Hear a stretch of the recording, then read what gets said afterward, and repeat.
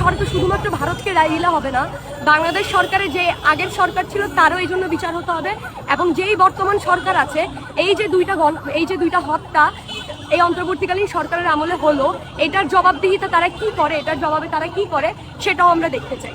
ভারত রাষ্ট্র কেন আমাদের উপর এই ধরনের আগ্রাসন করছে, কিন্তু আমার মনে হয় ব্যক্তিগতভাবে যে ভারত রাষ্ট্রকে প্রশ্ন করার পাশাপাশি আমাদের বাংলাদেশ সরকারকেও প্রশ্ন করা উচিত যে কেন বিএসএফ এর একজন সদস্য গুলিতে মরার পরও আমরা চুপ করে বিএসএফ আমাদের বিজেপির একজন সদস্যকে গুলি করে মারার পর আমরা চুপ করেছিলাম, কেন এই যে সীমান্তে পরপর দুটি হত্যা হওয়ার পরও কেন আমরা এখনো চুপ করে আছি? আমাদের এই নতজন পররাষ্ট্রনীতি কি আমাদের উপর শুধু আক্রমণ হতেই থাকবে? আমাদের এই যে অন্তর্বর্তীকালীন সরকার শুধুমাত্র কি একটা চিঠি দেওয়ার মাধ্যমে, হাইকমিশনকে একটা চিঠি দেওয়ার মাধ্যমে কি আমাদের প্রতিবাদ এখানেই শেষ হয়ে যাবে? এই যে হাজার হাজার মানুষ এই পর্যন্ত 2000 সাল থেকে 2018 সাল পর্যন্ত স্ট্যাটিস্টিক্সে আমরা পাই যে প্রায় 4500-এর মতো মানুষ এই আহত, নিহত, গুম এবং ধর্ষণের শিকার সীমান্তবর্তী এলাকাতে ভারতীয় সেনাবাহিনী দ্বারা। তাহলে এই প্রতিবাদটা শুধুমাত্র একটা উই আর ডিপ কনসার্ন বলে একটা লেটার দেওয়ার মাধ্যমে কোনোভাবেই সম্ভব না। আমরা চাই যে এটা আন্তর্জাতিক আদালতের বিচার হোক এবং বাংলাদেশ সরকার কেন বারবার বাংলাদেশের উপর এই ধরনের আক্রমণ হওয়ার পরও চুপ থাকে, কেন বাংলাদেশ নিজেকে ডিফেন্ড করার জন্য হলো কেন পাল্টা আক্রমণ করে না, কেন বিএসএফ বাংলাদেশের সীমান্তের ভিতরে ঢুকে যখন দুজন কৃষককে গুলি করে তারপরেও কেন বাংলাদেশ সরকার চুপ করে থাকে? ওই বিএসএফ এর দুজন সদস্য বাংলাদেশের রাষ্ট্রের ভেতরে ঢুকে বাংলাদেশের দুজন নাগরিককে খুন করার পরে সে কিভাবে আবার বাংলাদেশ থেকে চলে যায় কিন্তু তার উপর কোনো ধরনের বিচার হয় না? সীমান্তের ওই পারে গিয়ে আমরা শুধুমাত্র পতাকা মিটিং করে আবার চলে আসি। বাংলাদেশ সরকার শুধুমাত্র ভারতকে দায়ী দিলে হবে না, বাংলাদেশ সরকারের যে আগের সরকার ছিল তারও এই জন্য বিচার হতে হবে।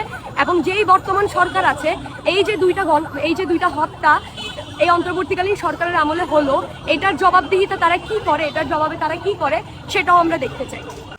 আমরা সেই অর্থে গত 15-15.5 বছরে কিছুই দেখি নাই, বরং এটাকে আড়াল করার চেষ্টা করা হয়েছে বিভিন্নভাবে। এবং প্রাইম মিনিস্টার নিজেই বলতেন যে আমরা এমন দেওয়া দিয়েছি, এত কিছু দিয়েছি যেন ওরা সারা জীবন মনে রাখবে।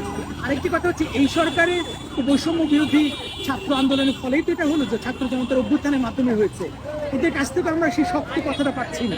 আপনারা কি হতাশ? সময় তো অনেক হচ্ছে। আচ্ছা, এই যে স্বৈরাচারী হাসিনা সরকার যেভাবে বারবার বলছে ভারতকে অনেক দিয়েছে, ভারতকে কেন দিবে? এটা তো হচ্ছে পারিবারিক কোনো সম্পর্ক না, যে বা এটা যৌতুকের সম্পর্ক না ভারতের সাথে, যে বাংলাদেশ আমরা কন্যারা যেভাবে কন্যা দায়গ্রস্ত পিতা যেভাবে বারবার যৌতুক দিতেই থাকে, বাংলাদেশে এভাবে ভারতকে সেই কন্যা দায়গ্রস্ত পিতাকে মুক্তি দেওয়ার মতো বাংলাদেশকে 71 সালে যে মুক্তিতে সহায়তা করেছিল সেটার জন্য বাংলাদেশ আজীবন সেই যৌতুক মিটাতেই থাকবে। তার চেয়ে বরং আমরা যে 71 অবদান তাদের ছিল সেটা আমরা স্বীকার করে এখন আমরা সবগুলো চুক্তির সমচুক্তি চাই। এবং সমন্বয়ক বা এই যে উপদেষ্টা প্যানেল যারা আছে বর্তমানে অন্তর্বর্তীকালীন সরকারের যেসব উপদেষ্টা আছে, তাদের কাছে আমরা এর চেয়ে আরও বেশি আশা করি যে তারা শুধুমাত্র একটা উই আর ডিপলি কনসার্নের মধ্যে সীমাবদ্ধ না থেকে এই 15 বছর সীমান্তে যে হত্যা হয়েছে, এই 15 বছর না, বিগত স্বাধীনতার পর থেকে যতগুলো সীমান্তে হত্যাকাণ্ড হয়েছে সবগুলোর বিচার যাতে তারা করবে। এবং আন্তর্জাতিক শুধুমাত্র ভারতকে একটা লেটারের মাধ্যমে কোনোভাবেই ছেড়ে দেওয়া যাবে না, এটা আন্তর্জাতিক আদালতে এটা সুষ্ঠু বিচার আমরা চাই। এবং ভবিষ্যতে যাতে আর একটা লাশও না পড়ে, এই কিশোর জয়ন্ত 15 বছরের কিংবা স্বর্ণা দাস 13-14 বছরের এরকম কোনো লাশই আমরা পড়তে দেখতে চাই না। চোরাচালানকারী যারা বর্ডার ক্রস করে তাদেরকে আইনানুগভাবে শাস্তি দেওয়া হবে। এভাবে শুটের সাইট নীতিতে ভারত সরকার কোনোভাবেই বাংলাদেশের একটা নাগরিকের উপর গুলি চালানোর এখতিয়ার তার নেই। বাংলাদেশ রাষ্ট্র এই আক্রমণকে বাংলাদেশ রাষ্ট্রের সার্বভৌমত্ব উপর আক্রমণ বলে বুঝতে হবে এবং সেটা গণ্য করতে হবে। বাংলাদেশের মানুষ যখন রেমিটেন্স যোদ্ধারা বিদেশে মারা যায়, যখন বর্ডারে ভিন্ন দেশের রক্ষী বাহিনীর গুলিতে বাংলাদেশের মানুষ মারা যায়, এই আক্রমণগুলোকে বাংলাদেশের রাষ্ট্রের উপর আক্রমণ, রাষ্ট্রের সার্বভৌমত্বের উপর আক্রমণ বলে মানতে হবে।